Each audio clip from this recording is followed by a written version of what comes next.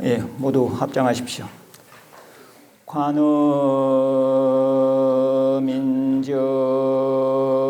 제도원이요 관음연적 제수행이니라나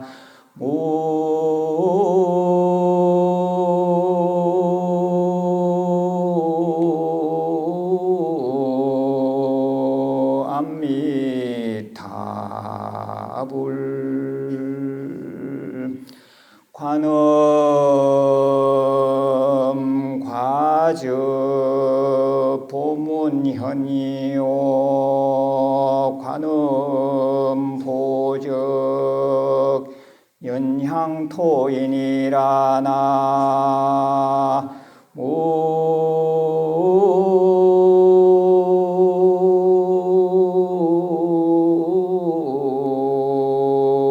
암미타불.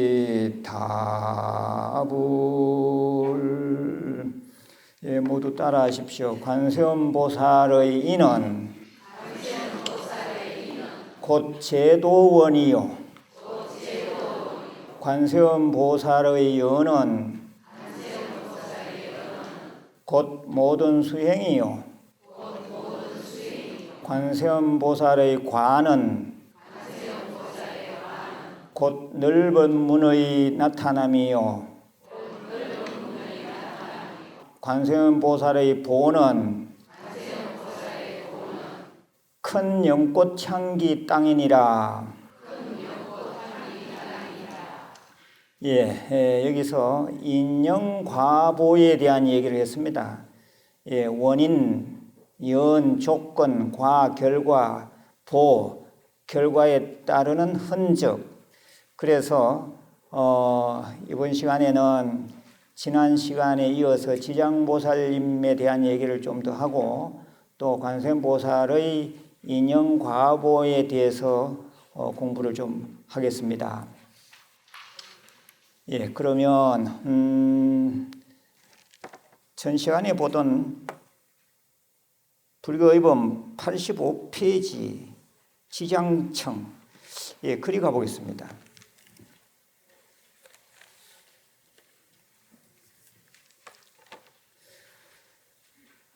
나무 남방화주 지장보살이라 했어요. 읽어보겠습니다. 남방화주 지장보살.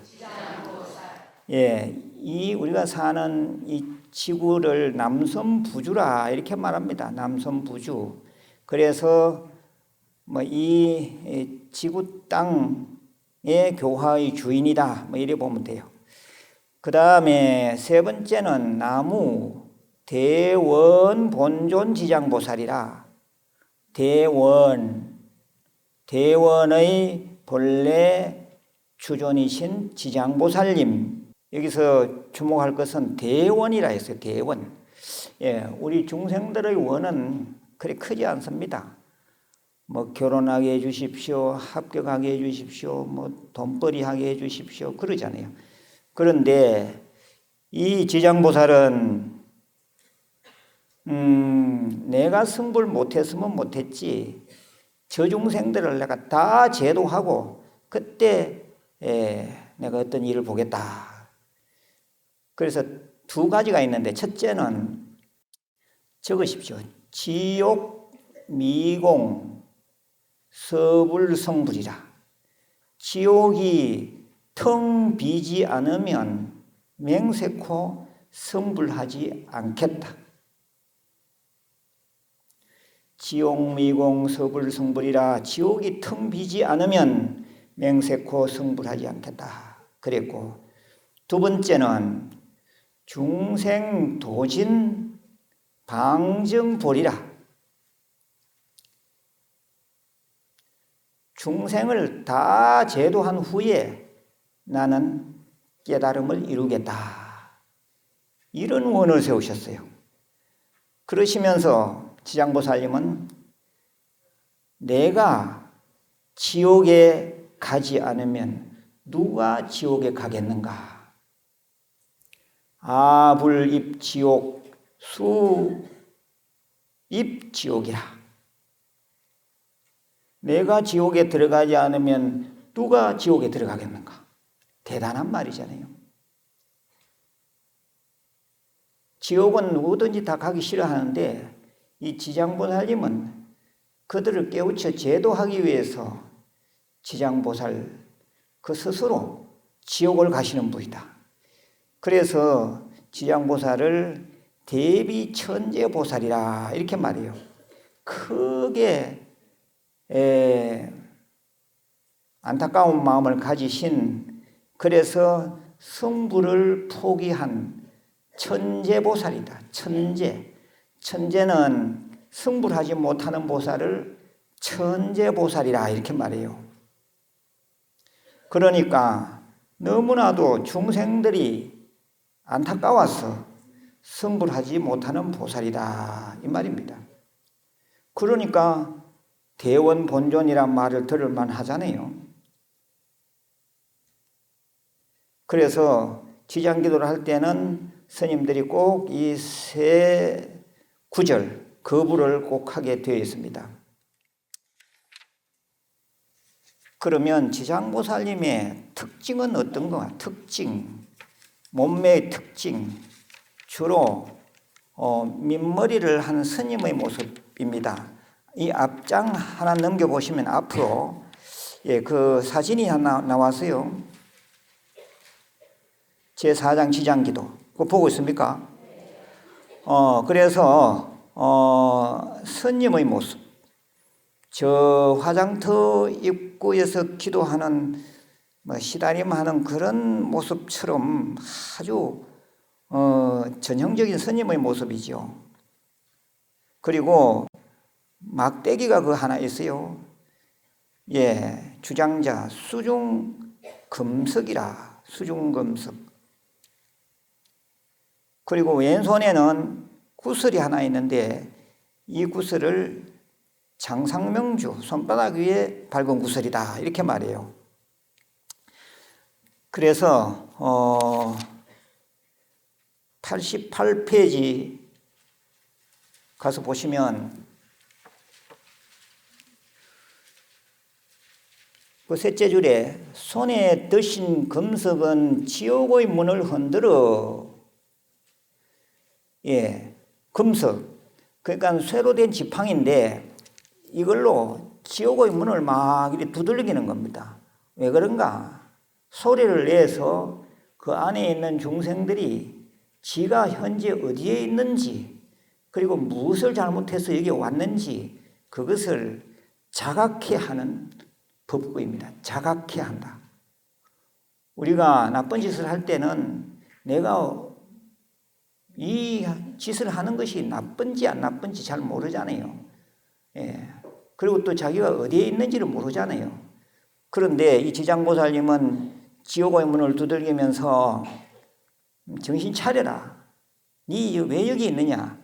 그걸 지금 얘기하는 겁니다. 손바닥의 밝은 구슬, 아까 장상명주라 그랬어요. 명주, 밝은 구슬. 지옥의 어둠을 다 밝혀준다 이 말입니다. 깜깜하기 때문에 우리가 망상을 피고 깜깜하기 때문에 헤매는 거죠. 그런데 지장보살님이 손바닥 위에 밝은 구슬로 환하게 다 비추는 거죠. 그러니까 지옥을 없애겠다 이 말입니다.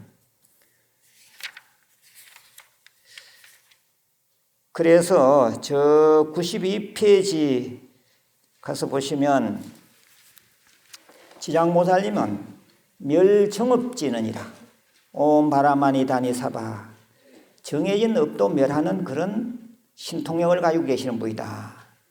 지장보살 정건하다 보면 끝에 온 바라마니 다니사바하, 온 바라마니 다니사바하, 온 바라마니 다니사바 그러잖아요. 지장대성 위실력 항하사급 설단전 견문첨례lem간 이긴천 무량사 과일심 기명정례. 혹시 이 경전 말씀을 들어보셨습니까? 지장기도 할 때는 꼭 이 구절을 독송하게 되어 있습니다. 지장대성 위실력이여 항하사급 설난전이라. 항하사급을 설해도 다하기 어렵도다. 견문첨내 1년간 한순간만 보고 듣고 우러러 예배하여도 그 이익됨이 이익인천무량사 그 이익됨이 사람과 하늘에 한량없는 일이더라. 다 적었습니까? 이 지장경 이익 전망품에는 보면 천도제를 지내게 되면 7분의 1은 당 영가의 공덕으로 가져가고 7분의 6은 제를 지내는 제자의 몫이 된다 이랬어요. 그러니까 제는 우리가 49제, 1년 49주 천도제, 또 지장제일에 올리는 지장천도제 이런 제는 영가를 좋게 하는 면도 있지만은 살아있는 당사자에게 더 큰 공덕이 있다 이런 얘기를 지장경에서는 하고 있습니다. 그래서 584페이지 보시면 584페이지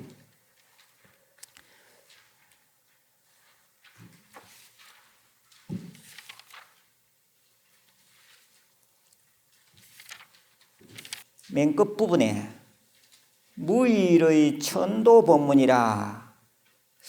예, 왜 우리는 천도를 해야 하는지, 왜 우리가 이 천도할 수밖에 없는가에 대한 간단한 요지입니다. 첫째, 보온불사라. 은혜를 갚는 불사가 천도이다. 정업불사, 업을 말키는 불사다. 셋째는 구제불사다. 구제하는 불사다. 목련존자 어머니가 저 무가 나비지옥에 떨어졌잖아요. 그의 아들 신통제일 목련존자가 백중 때 자기 어머니를 구제했다 그러잖아요. 구제불사, 작복불사, 그것이야말로 복을 짓는 불사다. 그래서 제를 잘 지내게 되면 7분의 6은 제를 지내는 제자의 몫이 된다 그랬습니다.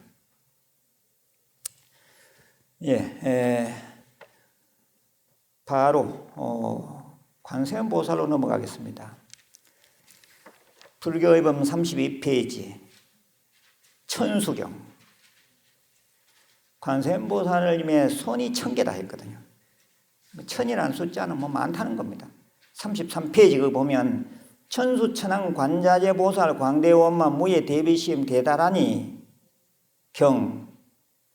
그러니까 뒤에 나오는 신묘장구 대다라니의 원 제목이 이렇게 길어요. 그래서 우리들이 외우고 있는 이 천수경, 이 대다라니, 신묘장구 대다라니는 바로 관세음보살하고 직결되는 그런 기도입니다. 그렇지만은 이게 이제 하도 많이 보급되어 있고, 하도 많이 외우다 보니까 아무 기도는 할 때 지장기도를 해도 천수경 읽고, 성하모니불 기도해도 천수경 읽고, 미륵 부처님 찾아도 천수경부터 읽고 그리 하거든요. 실제로는 천수경과 관세음보살님이 완벽한 조화를 이루고 있는 겁니다. 그래서 제가 천수경을 한참 이제 외울 때인데, 꿈결에 말이에요. 꿈결에 관세음보살님이, 어머니 관세음보살이 어린 관세음보살, 꿈에서도 내가 어린 관세음보살이구나 하는 것을 똑똑히 느꼈습니다. 그래서 어머니 관세음보살 손을 잡고 제가 어린 관세음보살에 대해서 어머니 손을 잡고 오색 구름 위를 이렇게 걸어서 하늘에 오색 구름을 밟고 서방경도 극락세계로 가는 그런 꿈을 꾸고 아직도 그 꿈이 생생해요. 그래서 그거를 현실적으로 다시 조각상으로 재현해 놓은 법당의 바로 옥불보전 뒤에 그림입니다. 이게 옆으로 걸어가는, 처음에는 그런 꿈이었는데 이걸 옆으로 세우기는 그렇고 해서 정면으로 돌려놓은 거죠. 그래서 이 부처님은 준재관세음보살이라. 어머니 관세음보살을 준재관세음보살이라 그렇게 말해요. 준재진언이 있잖아요. 준재진언. 대성자모, 크게 성스러운 자비의 어머니로 나타나실 때 그때 관세음보살 이름이 준재관세음보살이거든요. 그게 준재관세음보살님의 가피를 입었다. 그래서 나는 언젠가 내가 절을 운영하게 될 일이 있다면 나는 관음사라고 해야 되겠다. 그래서 관음사, 규모가 커져가지고 이제 대관음사 이렇게 이름을 붙이게 된 거죠. 그런데 관세음보살님 이름을 딴 대관음사라고 사명을 붙이기를 참 잘한 것 같아요. 왜냐하면 니 어디 가노? 나 대관음사 간다. 이러면 한 번이라도 부처님 이름을 부르게 되잖아요. 자꾸 부르다 보면 그것이 가피가 되고 그것이 내 안에 계신 자기 관세음보살님을 일깨우는 일이 됩니다. 그래서 왜 우리가 이 시대에 관음신앙, 관세음보살님을 찾아야 되는가? 첫째는 마음의 고향이기 때문에 그렇습니다. 이 관세음보살님은 자비를 채로 삼고 있어요. 자비. 우리 모든 중생의 마음 가운데는 다 자비심이 있어. 그래서 마음의 고향, 자비가 다 마음 가운데 있기 때문에 이 자비의 마음을 일깨워야 되거든. 그래서 우리는 관세음보살을 찾는 관음행자가 되어야 된다 이 말입니다. 둘째는 구고군안이시기 때문에 그래요. 고통에서 구해주시고 어려움에서 구해주시기 때문에 그렇다. 이 세상살이가 아주 어렵습니다. 지금 사바세계는 언제나 어렵죠. 그래서 구고군안 관세음보살이시기 때문에 우리는 관세음보살님을 믿어야 된다. 관세음보살님을 찾는 관음행자가 되어야 된다는 겁니다. 셋째는 소원성취의 에너지원이시기 때문에 그렇습니다. 관세음보살님이 그래서 뭐 결혼도 해야 되고 뭐 애들 결혼시켰으면 뭐 또 애도 낳아야 되고 뭐 그러잖아요. 소원성취의 에너지원이 관세음보살이시기 때문에 그렇다. 넷째는 관세음보살님은 편안을 주시기 때문이다. 편안. 그래서 관세음보살님을 외우면 마음이 평온해집니다.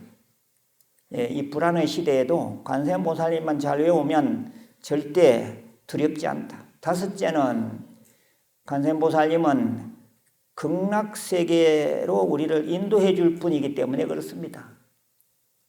아미타불의 협시보살이기도 하고 그래서 절에서 스님들이 제를 지낼 때 그 의식을 관음시식이라 이래요.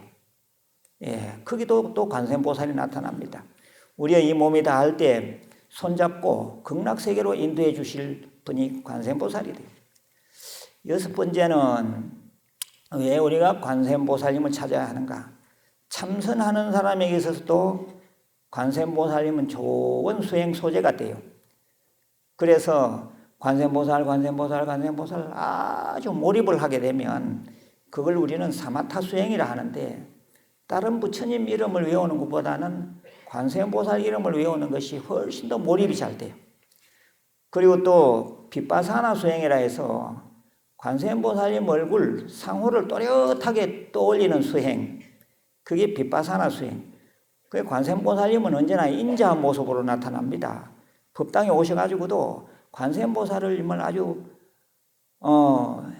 견문첨내 아주 사모하는 마음으로 치극정성한 마음으로 쳐다보면 그 자체가 수행이라 그 빗바사나 수행이 되는 거죠.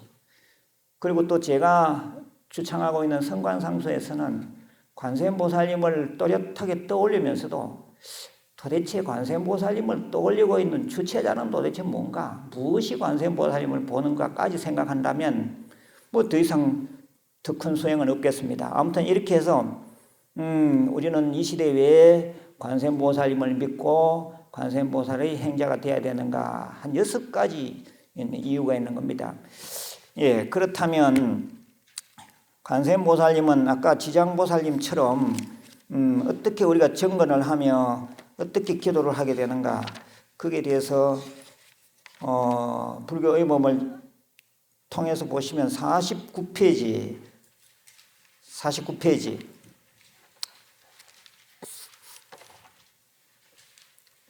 거기 한번 봐봐요. 나무 보문시연 을려공심 대자대비 구고군안 관세음보살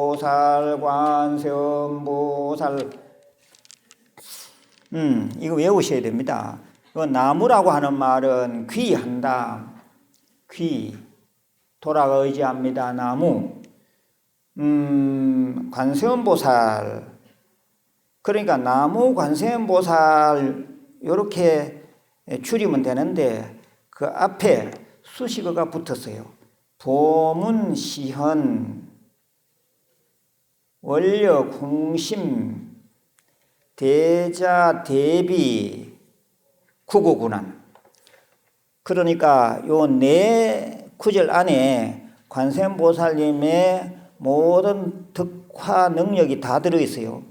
읽어보겠습니다. 보문시헌 원려공심 대자대비 구고군안. 보문 넓은 문으로 나타난다. 그 방편의 문이 많다 이 말입니다. 보문. 경주에 가면 보문 관광단이라고 있지요.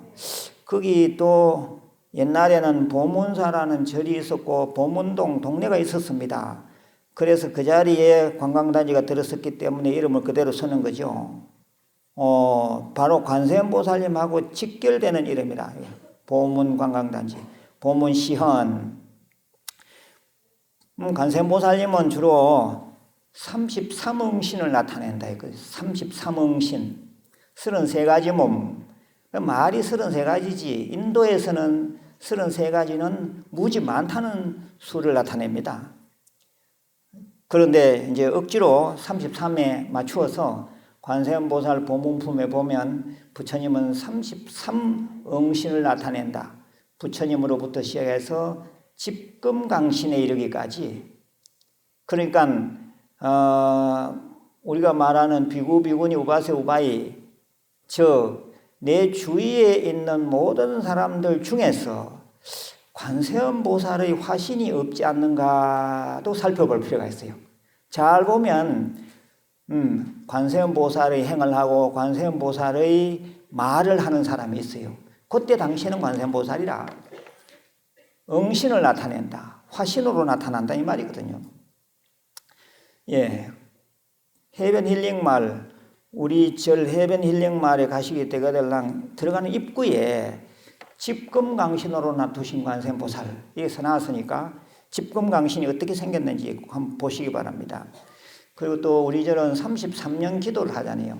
33이라는 숫자도 관세음보살님이 늘 33응신을 나두시기 때문에 33년 이런 기도를 해보는 겁니다. 2040년에 끝나는 거라. 2040년 전에는 절대 죽으면 안 되는 거지. 비록 이제 1학년으로 와서 앉아있지만은 한 배를 탔으니 2040년까지는 죽을 생각하면 안 됩니다. 그 다음에 원력공심이라 원력이 크고 깊다 했어요. 원력이 크고 깊다. 원력이 크고 깊다. 예, 여기 따른 얘기도 많은데 간단하게 말씀을 드리면 옛날에 가스불 시대에 장나라고 하는 장자, 장나라고 하는 유지가 부인 마나사라를 들여서 살고 있는데 10년이 넘도록 애가 없었어요. 그래서 기도를 천지신명에게 기도하기로 어찌든지 애를 좀 주십시오 했는데 정말 애를 낳았어요.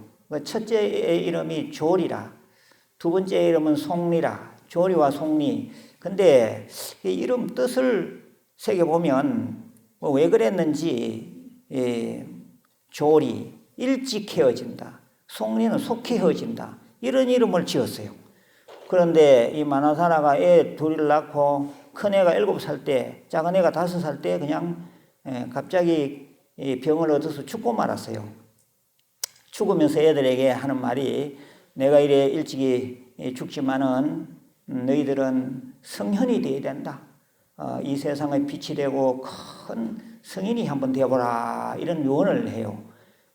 그래가 이제 어머니는 돌아가시고 그 다음에 뭐 이제 남자 입장에서는 또 뭐 혼자 살 수 없는 거니까 또 부인을 들였죠. 부인을 들여서 하는데 처음에는 애들이 잘 따랐습니다. 근데 그날 어느 해 흉년이 들어가지고 이 남편이 진두라는 과일을 구하기 위해서 10일 걸려서 뭐 이제 되는 그 땅에 그 과일을 구하러 가게 됐어요. 10일이나 걸린 거죠. 그 돌아오는 또 시간도 있고. 그동안에 새로 들어온 그 부인이 망상을 피우게 된 거죠.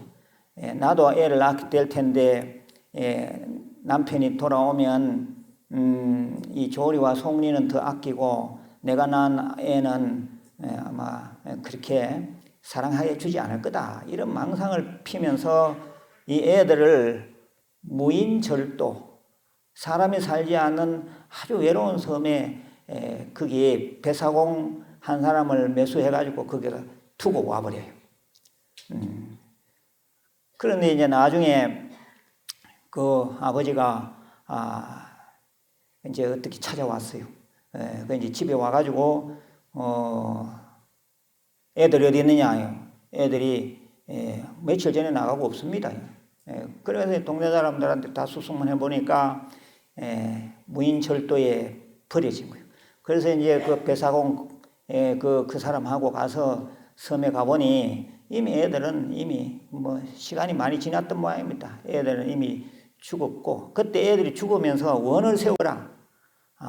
원을 세웠어요. 여기 지금 원력 홍심이라 그랬죠. 원력 홍심. 그 원력이 크고 깊었다 이랬잖아요. 그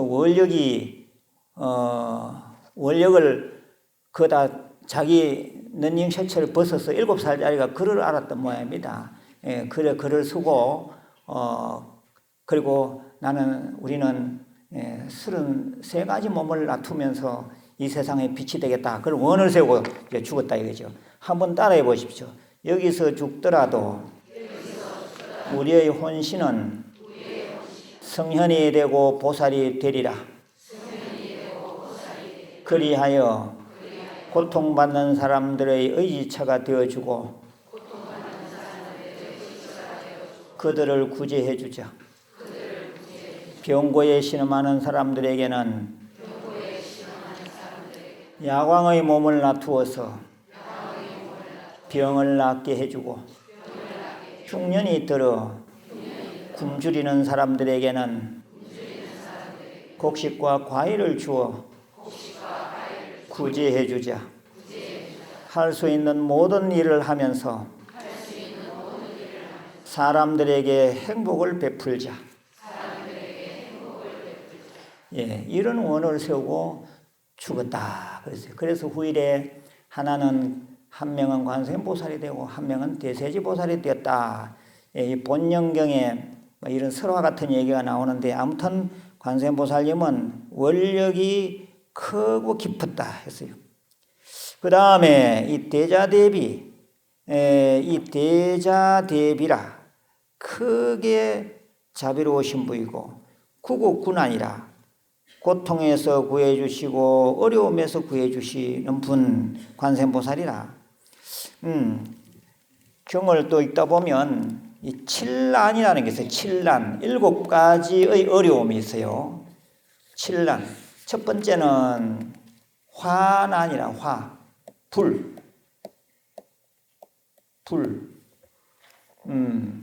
불이 났는데 관세음보살님만 부르면 불이 꺼진다. 선생님, 그 진짜입니까? 그래서 우리가 경전을 해석할 때는 현 상태 그대로 현상적으로 설명하는 사석이라는 해석 방법이 있고, 두 번째는 마음의 도리로서 이치적으로 생각하는 이석이라는 것이 있어. 이치적 해석이요. 그 두 가지를 다 받아들여야 됩니다. 관세음보살님이 화의 난에서 우리를 구제한다. 이 세상이 3개 화택이거든요.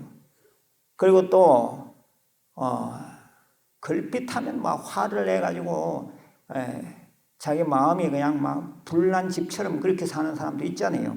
삼독의 불길이지. 그때도 관세음보살을 부르면 다 낫는다. 화가 막 일어날 때 딴 거 생각하지 말고 관세음보살 불러라. 그러면 관세음보살님이 그 불을 다 꺼줄 것이다. 실제로 불을 났을 때도 관세음보살 불러야 돼요. 한 10여 년 전에 우리 이청 납골당이 있는 이청 극락전 안에서 불이 났어요. 한 10시쯤 밤 10시쯤 돼서 불이 났는데 이거 보통 문제가 아닌 거죠. 그 안에 납골도 다 모셔져 있는데 그랬는데 어떤 상황이 아주 막 빨리 이제 좋아져 가지고 그 불을 다 껐어요. 큰 문제 없이 껐는데 제가 살면서 가장 먼저 모신 분이 관세음보살이었거든요. 그 관세음보살님이 지금 이천 극락전 안에 모셔져 있어요. 그분이 그 불길을 막느라고 본인 당신은 다 꺼버렸어요, 이게. 근데 그 안은 거의 다 멀쩡했어요. 안 그래서면 큰일 날 뻔했죠. 그래서 관세음보살님이 저 극락전을 지켜주셨다. 지금은 다시 수리해서 다시 잘 모셔놨습니다. 이천 극락전 가시거든 우리 관세음보살님 꼭 한번 보시기 바랍니다. 두 번째는 순환이라 수.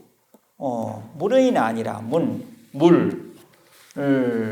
우리 살다 보면 이 물의 난을 많이 만나게 됩니다. 문수전, 저 한국불교대학 대관음사 간포도량에 산중절 문수전 불사를 할 때 그때 물난리가 났어요.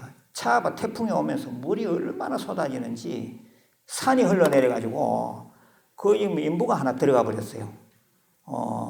그 이제 뭐 죽은 줄 알았죠. 그래서 전체 바깥에 있는 사람 관세음보살 부르면서 했는데 이 사람이 그 이제 머리가 보이고 흙을 해서 한 서너 시간 만에 구해냈어요. 그것도 운이 아주 좋았던 거죠. 그래서 우리는 다 그때도 관세음보살님의 값이다 이래 생각을 합니다. 그분이 이제 아직 며칠 전에 보니 그 사람이 중장비를 운전하는 사람인데 며칠 전에 보니 아주 완전히 몸을 다 회복했더라고요. 그래서 그런 물의 난을 만났을 때도 우리는 관세음보살님을 불러야 된다. 이건 실화나 실화. 그리고 또 이때 이 수는 리석으로 말하면 탐욕의 물이라 탐욕의 물. 우리가 마음 가운데 막 탐욕심이 일어나죠. 탐욕의 마음이 일어날 때는 딴 거 생각하지 말고 관세음보살 부르면 헛된 욕심이 싹 사라져요. 그 다음에 세 번째는 풍난이라 바람의 난이 일어날 때도 바람의 어려움이 있을 때도 관세음보살 불러라.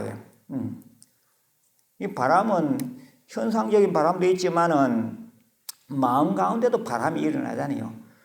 공부하러 멀쩡히 잘 다니다가도 무바람 들듯이 바람 들어가지고 지금 여기 안 앉아있고 저 팔공산 어디에 돌아다니는 사람 있겠지. 바닷가에 저 차 끌고 다니는 사람 있겠지요. 그게 지금 다 바람난이다. 바람 들었다 지금. 그런 사람 오늘 내가 공부하러 가는 날인데 그런데 또 다른 번뇌가 일어나요. 오늘 막 공부하러 가기 싫다. 맨날 그 노총각 하는 얘기가 거기고 똑같은 얘기 아이가 오늘 막 그냥 놀러 가야 되겠다. 이러고 공연히 바람 들어서 그때 또 전화가 와요. 친구가. 오늘 놀러 가자. 그럼 바람 든 거거든. 그때 뭐 해야 돼요? 관세음보살 불러야 돼. 그러면 가방 들고 이리 오게 됐어요. 그 다음에 도장난이라 도장난.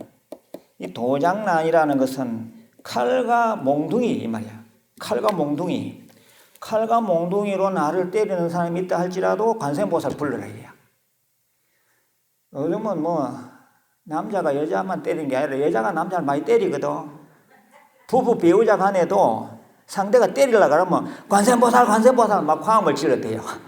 그럼 상대가 겁먹고 못 때려. 그런 뜻도 있지만은 내 마음 안에 말이요. 내 마음 안에 괜히 스스로 자기 자신을 난도질할 때가 많아. 스스로 자기 마음을 막 갈기갈기 찢고 이러잖아요. 예, 그러면 뭐 어떻게 돼요? 그 우울해지고 나중에 불안해지고 나중에 이제 극단적 선택을 하게 되고 그러죠. 이 도장난이라 도장난. 칼과 몽둥이 스스로의 칼과 몽둥이도 조심해야 돼요. 그 다음에 네 번째는 악귀가 아니라 악귀의 시인다. 예, 악귀. 이게 정신병 드는 사람 있잖아요. 정신병 또는 귀신병, 중음신 드는 사람이 다 이 악귀는 아니라 이 빙의라는 말을 쓰죠. 빙의. 이 귀신이 몸에 붙으면 빙의 됐다 이러거든. 그리고 자다가 또 가위 눌리는 사람 있죠. 가위 눌릴 때 관세음보살 불러가지고 탈출해 보는 사람 손 들어봐요. 있네. 몇 분 있지요. 그러니까 이게 평소 훈련이 되어 있어야 되는 거라. 평소에 막 몸에 젖어 있어야 돼. 관세음보살. 좀 빠른 속도로 정근을 계속 하는 그런 연습을 해야 돼요. 그럼 가위 누르잖아요. 그럼 관세음보살 부르는 그 기운도 악기거든. 여기 보면. 그래서 사고 없어져 버려. 그 정도는 돼야지 공부하는 불자다, 수행하는 불자다 소리를 듣는 겁니다. 이게. 그리고 또 스스로도 나찰 같은 마음, 포악한 마음이 있어요. 스스로 마음 안에 옳지 못한 생각, 사상에 사로잡히면 그것 역시 악기의 난이거든요. 그럴 때도 관세음보살을 지극경성 부르면 포악한 마음도 없어지고 옳지 못한 사상에서도 벗어날 수 있다. 이랬어요. 그 다음에는 6번째입니까? 가쇠난이라는 것이에요. 가쇠는 형장에 갇히고 수갑 차는 일이라. 형장에 갇히고 수갑 차는 그런 일이 있다 할지라도 지극정성 관세음보살을 외우면 그 자리가 편안해진다. 저는 교도소에서 가끔 편지를 받는데 아이고 스님 처음에는 초조했는데 이게 내 과보라고 생각하고 여기서 참선하고 기도하니 막 그냥 뭐 그렇게 불안하지 않고 뭐 마음 편합니다. 요즘 기도 잘하고 있습니다. 이런 편지를 가끔 받아요. 이 가쇠는 아니에요. 가쇠. 형장에 갇히고 수갑 차는 일이 있다 할지라도 관세음보살을 부르면 그런 사람은 그 위험에서부터 벗어날 수 있고 그 있는 동안도 편안하다 이 말이에요. 그리고 또 우리가 또 생각하는 것은 자기 관념으로부터 말이에요. 자기 스스로 막 자기를 가두고 구속하고 그러잖아요. 그게 다 가쇠는 아니라. 근데 관세음보살을 외우고 열심히 수행하다 보면 스스로의 집착과 스스로의 결박에서 벗어난대요. 그게 가쇠난으로부터 관세음보살님이 우리를 구해 주시는 하나의 큰 영험이라. 그 다음에 7번째입니까? 원적난이라. 도둑으로부터의 이 원수인 도적으로부터의 어려움을 우리가 극복해 하려면은 관세음보살을 외우라 이 말입니다. 요즘은 보면 보이스피싱이라든가 그런 도둑도 많거든. 그럴 때 관세음보살부터 먼저 외워봐야 돼. 이놈이 진짜가 가짜가 하는 것은 관세음보살 외워보다 보면 거기서 영감이 일어날 겁니다. 그런 것도 되고, 여튼 도둑놈 만나게 이제 도둑놈이 밤중에 왔다 이러면 관세음보살을 막 외워야 돼요. 그리고 두 번째는 리석으로 보면은 외부의 도둑도 중요하지만 내부의 마음 가운데 도둑도 중요하거든요. 마음 가운데 도둑은 전부 다 번뇌라. 번뇌. 자기 번뇌로부터 이 어려움을 극복하려면은 관세음보살을 불러라. 그러면 번뇌로부터 탈출할 것이다. 그 말입니다. 예, 그래서 7가지 난, 7난이라. 그래서 구고구난이죠. 7가지 난으로부터 구해 주시는 분 관세음보살. 마치겠습니다. 관세음보살